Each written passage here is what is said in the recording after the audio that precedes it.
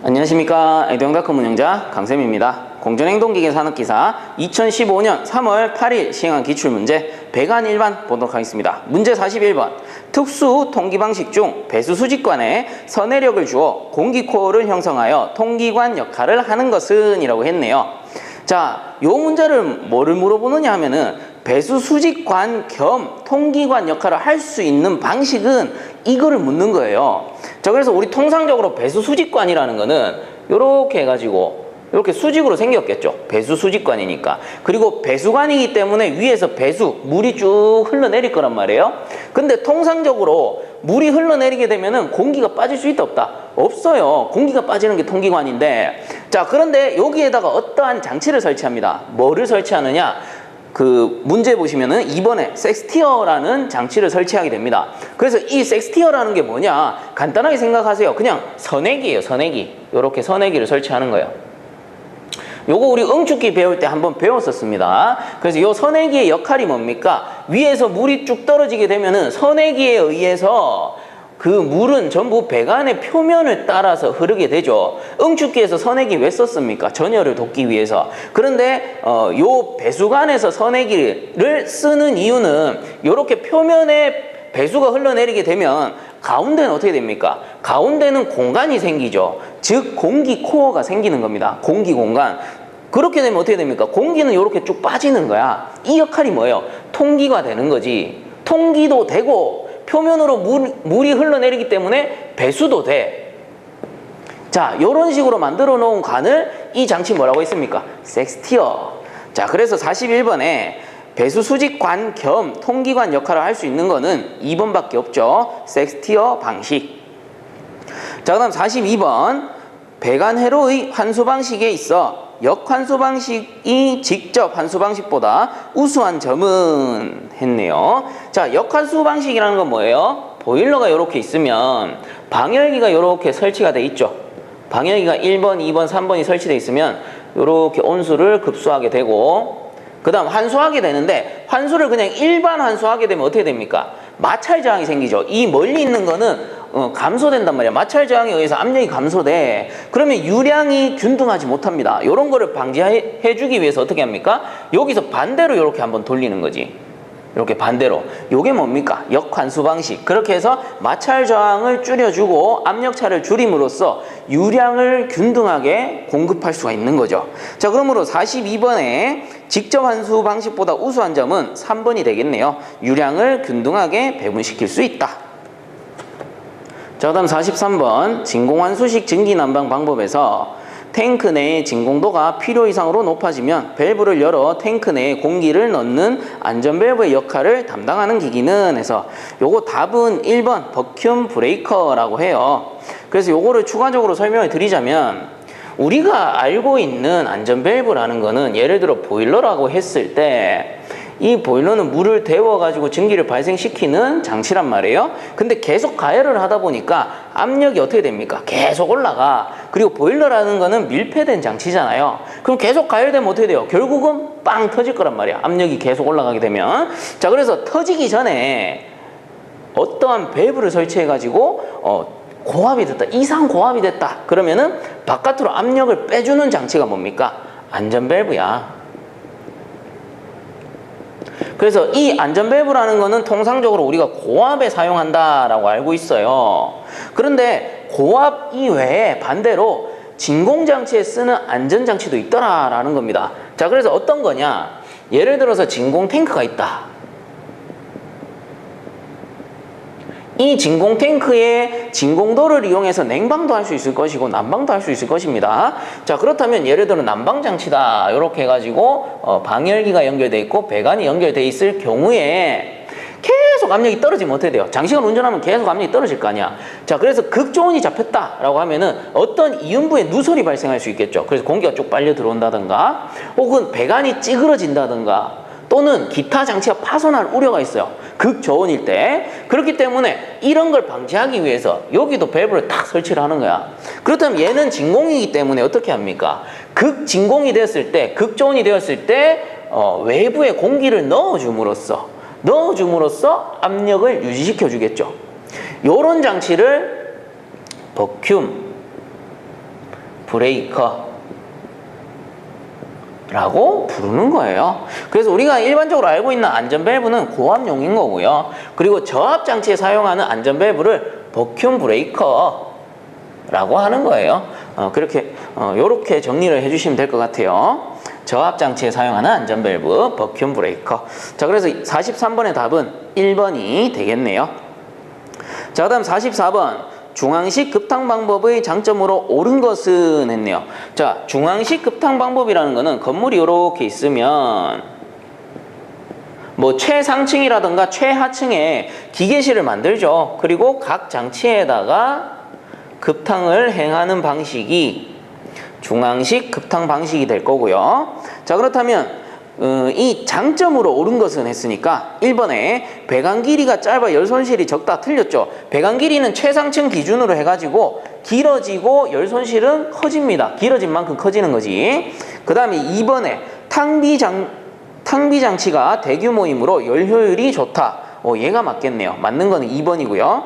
그 다음 3번에 건물 완성 후에도 급탕 개수의 증설이 비교적 쉽다라고 돼 있는데 얘는 초기 공사에 이미 설계가 끝나는 겁니다. 그래서 증설은 힘들다.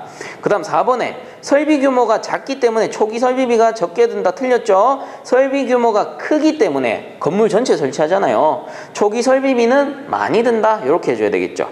그래서 44번에 맞는 거는 2번밖에 없겠네요. 자, 그 다음 45번 급탕 배관 시공 시 배관 구배로 가장 적당한 것은 이라고 해가지고 자, 강제순환식과 중력환수식 나오네요. 그래서 이 기준을 알려드리자면 자, 중력환수식 같은 경우는 150분의 1이고요. 그리고 강제환수식 같은 경우는 얘는 200분의 1이 됩니다. 그래서 얘들 두 가지는 의외로 문제에 자주 나와요. 필수적으로 외워달라. 자, 그래서 45번의 답은 4번이네요. 강제순환식 200분의 1, 중력환수식 150분의 1. 자, 그 다음에 46번 비중이 약 2.7로서 열 및 전기 전도율이 좋으며 가볍고 전연성이 풍부하여 가공성이 좋으며 순도가 높은 것은 내식성이 우수하여 건축 재료 등에 주로 사용되는 것은 해가지고 자, 건축 재료 등에 주로 많이 사용한다. 뭐 샤시도 그렇고 문도 그렇고 옛날에는 많이 썼어요. 근데 요즘엔 잘 안 쓰지만 그래서 건축 재료 등에 많이 쓴다. 알루미늄관. 그래서 46번의 답은 4번이 됩니다. 그리고 요 문제 중에 전연성을 물어보시는 분들이 좀 많던데 이 전연성을 간단하게 설명을 드리자면 전성과 연성을 합쳐둔 거예요. 그게 전연성이라고 하는 거고 자, 여기에서 전성이라는 거는 얇게 펴지는 성질. 쉽게 말해서 꾹 눌러버리면 쭉 펴진다 이 말이죠. 그리고 연성이라는 거는 뭐겠어요? 늘어나는 거. 그래서 늘어나는 성질. 요거 두 개 합친 거를 전연성이라고 한다. 그러면 전연성이 좋다라는 거는 가공이 어때요? 아주 용이하구나. 이렇게 볼 수가 있는 거지. 자, 그래서 46번의 답은 4번이 되겠죠. 자, 그 다음 47번 급수 설비에서 급수 펌프 설치 시 캐비테이션 방지책에 대한 설명으로 틀린 것은 이라고 했네요. 자, 이 캐비테이션이라는 거는 유속이 빠를 때 발생하고요. 그리고 마찰 저항이 커지면은 발생하게 되고 그리고 공기를 흡입하게 되면은 발생한다라고 했죠. 그래서 틀린 것은 당연히 1번이 되겠죠. 펌프 회전수를 빠르게 한다가 아니고 캐비테이션을 방지하기 위해서는 펌프 회전수를 작게 해야지 유속이 느려질 테니까 방지가 되겠죠. 그럼 뭐 나머지 읽어보게 되면 2번에 흡입 배관은 굽힌 불을 적게 한다. 그렇죠. 마찰 저항을 줄이기 위해서. 그 다음 3번에 단흡입 펌프를 양흡입 펌프로 바꾼다. 그렇죠. 이렇게 하면 공기 흡입이 줄어들 테니까. 그 다음 4번에 흡입 간격은 크게 하고 흡입 양정은 짧게 한다. 공기 흡입도 줄이고 마찰 저항도 줄일 수 있죠. 자, 그래서 47번에 틀린 것은 1번. 자, 다음 48번. 수도 직결식 급수 설비에서 수도 본관에서 최상층 수정까지 높이가 10m일 때 수도 공간의 최저 필요 수압은 단 수전의 최저 필요 압력은 0.3kg/제곱cm, 관내 마찰 손실 수두는 0.2kg/제곱cm이다 라고 되어 있는데, 자, 이런 문제 정말 쉽습니다. 어떻게 푸느냐? 일단 건물이 있다. 건물이 있을 때 우리가 요거 같은 경우는 급수 설비니까 펌프가 있다라고 칩시다. 펌프가 이렇게 있다. 그리고 이 건물의 높이가 10m랍니다. 그렇다면 이 펌프의 압력은 얼마가 되어야 되는 거예요? 우리가 표준 대기압 배웠죠? 1kg/제곱cm일 때는 물로 따지면 어떻게 됩니까? 10m 아쿠아와 같다라고 했잖아요. 요거 미터 H2O 이렇게 쓰셔도 상관없습니다. 자, 그 말인즉슨 10m 아쿠아와 같은 거지, 현재 펌프의 압력은. 그러면 킬로그램으로 바꾸면 어떻게 됩니까? 10배 차이니까 1kg/제곱cm와 같구나. 이 펌프의 압력입니다. 그러면 여기에서 최저 필요 수압과 관내 마찰 손실 수두만 더해주시면 되는 거예요. 그래서 1kg/제곱cm 더하기 최저 필요 수압 0.3 더하기 마찰 손실 0.2 해주면 얼마 됩니까? 1.5kg/제곱cm. 그래서 이런 문제 나오면 틀리시면 골치 아픕니다. 자, 그래서 48번의 답은 2번. 자, 그 다음 49번. 주철관의 이음 방법이 아닌 것은 해서 2번에 보시면 플레어 이음은 동간 이음이었죠. 자, 그러므로 49번에 틀린 것은 2번. 자, 그다음 50번. 배관에서 보온재 선택 시 고려할 사항으로 가장 거리가 먼 것은 했네요. 1번 안전사용 온도 범위 당연히 중요할 거고요. 그 다음 2번에 열 전도율도 보온재로서는 아주 중요하죠. 그 다음 3번에 내용 연수 돼 있는데, 자, 요게 뭐냐면은 사용 연수입니다. 그래서 요것도 필요할 거예요. 근데 4번에 보시면 운반 비용 돼 있는데, 요 운반 비용하고 보온재 선택 시 고려사항하고는 좀 거리가 있겠더라. 그래서 50번에 거리가 먼 것은 4번입니다.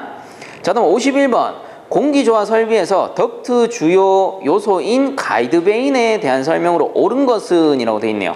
자, 이 가이드베인이라는 거는 터보 냉동기, 터빈 펌프, 공조 덕트 등 아주 많은 곳에 사용이 돼요. 그래서 여기서는 공기조화기 덕트라고 되어 있으니까 뭐 요렇게 공조기가 있다라고 했을 때 AHU, 여기서 덕트가 딱 나오겠죠. 근데 덕트에서 이렇게 꺾이는 부분이 있을 거란 말이에요. 꺾이는 부분. 그러면 어떻게 됩니까? 여기서 공기가 치출돼 가지고 꺾이는 부분에 가면 어떻게 돼요? 공기가 탁 부딪히면서 와류가 발생되겠죠. 즉 마찰 저항이 많이 발생되는 거예요.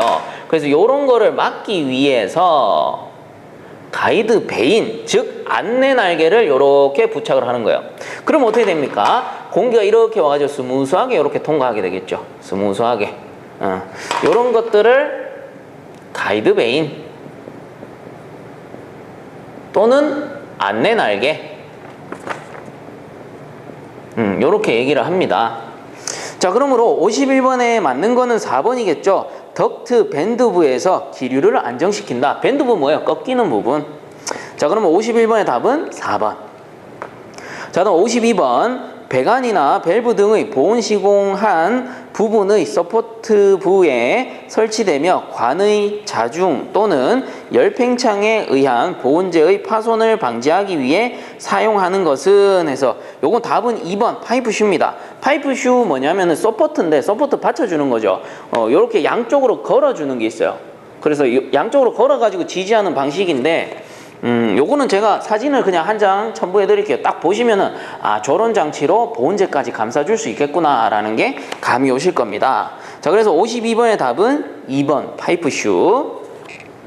자, 그럼 53번. 다음 중 각 장치의 설치 및 특징에 대한 설명으로 틀린 것은 1번 슬루스 밸브는 유량 조절용보다는 개폐용에 주로 사용된다. 그렇죠. 슬루스 밸브 다른 말로 게이트 밸브라고 하고요. 그 다음 2번에 슬루스 밸브를 일명 게이트 밸브라고도 한다. 그렇죠. 방금 설명했네요. 그 다음 3번에 스트레이너는 배관 속 먼지, 흙, 모래 등을 제거하기 위한 부속품이다. 맞죠? 스트레이너 다른 말로 여과기.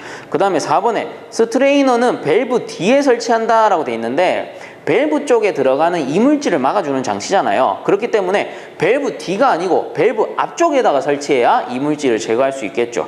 그리고 뭐 모든 장치, 펌프라든가 기타 장치에서 스트레이너를 사용할 때는 무조건 그 기기의 앞에다가 설치해야 되는 겁니다. 자, 그래서 53번에 틀린 것은 4번. 자, 그럼 54번. 배수관에 설치하는 트랩에 관한 내용으로 틀린 것은 해가지고, 자, 이거는 4번에 보시면 트랩의 봉수 깊이는 가능한 한 깊게 하여 봉수가 유실되는 것을 방지한다 라고 되어 있는데, 트랩의 깊이는 일반적으로 50, 그리고 좀 더 깊게 해야 될 그 상황이 있다라고 하면은 100mm를 넘어가서는 안 돼요. 그래서 50에서 100mm 정도를 기준으로 하고 있는데, 만약에 이 봉수 깊이가 너무 깊어 버리면은 봉수가 유실되거나 혹은 이물질이 쌓이게 되니까 결국은 봉수가 파괴됩니다. 자, 그래서 54번에 틀린 것은 4번이 되겠죠. 너무 깊게 해서는 안 되는 거예요. 자, 그다음 55번. 슬리브형 신축 이음새의 특징이 아닌 것은, 자, 슬리브형 신축 이음새라는 거는 슬리브가 이렇게 있으면 배관을 양쪽에다가 딱 설치해 가지고 이 공간에 의해서 신축을 흡수하는 장치를 슬리브 이음이라고 하죠. 자, 그렇다면 봅시다. 보기 1번.